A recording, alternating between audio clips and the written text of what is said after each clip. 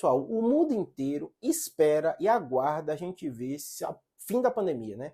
São 3 anos de caos, isso tem impacto não só de mortes do Covid, mas também impacto psicológico, né? O mundo ainda não voltou ao normal, ainda tem uma série de restrições por causa da pandemia, né? E, obviamente, a situação hoje é muito melhor e está muito mais controlada. Você pode até falar assim, Júlio, mas você fala de casos que aumentou aqui no Brasil e tal. Nada comparado com o que a gente viu antes. A gente fica muito preocupado quando surgem novas variantes, que eu fiz vídeo aqui falando para vocês, né?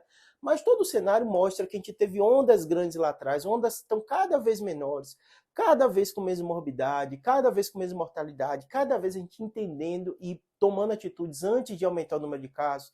Então você percebe, começou a ter aumento de casos, voltou máscara em metrô, avião e tudo, começou a reduzir, campanha de vacinação, tem que dar o reforço para as pessoas se vacinar, já compraram a vacina modificada.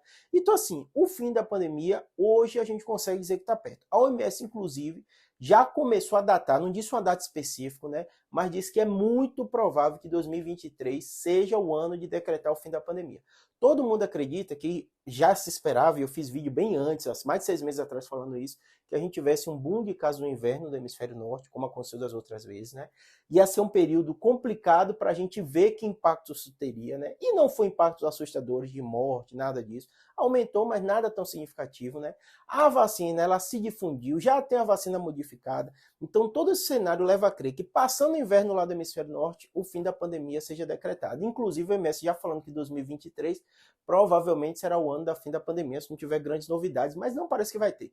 Estados Unidos, Europa, todo mundo está passando pelo inverno, com aumento de número de casos, voltaram algumas medidas, como aqui no Brasil, máscara e tal, mas não teve nenhuma parada no mundo, não teve caos de emergência, nada disso. Aqui em São Paulo aumentou atendimento, aumentou a internação, aumentou um pouquinho a mortalidade, mas nada tão assustador. Então já há uma certa previsibilidade, né?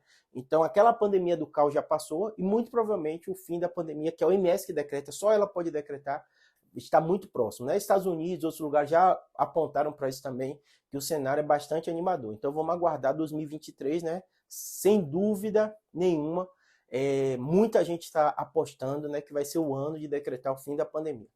Quando a gente fala em medicina, que a gente não consegue dizer nem sempre, nem nunca, né? Então a certeza absoluta não existe em ciência, né? Mas é o mais provável, tá bom? Espero que tenha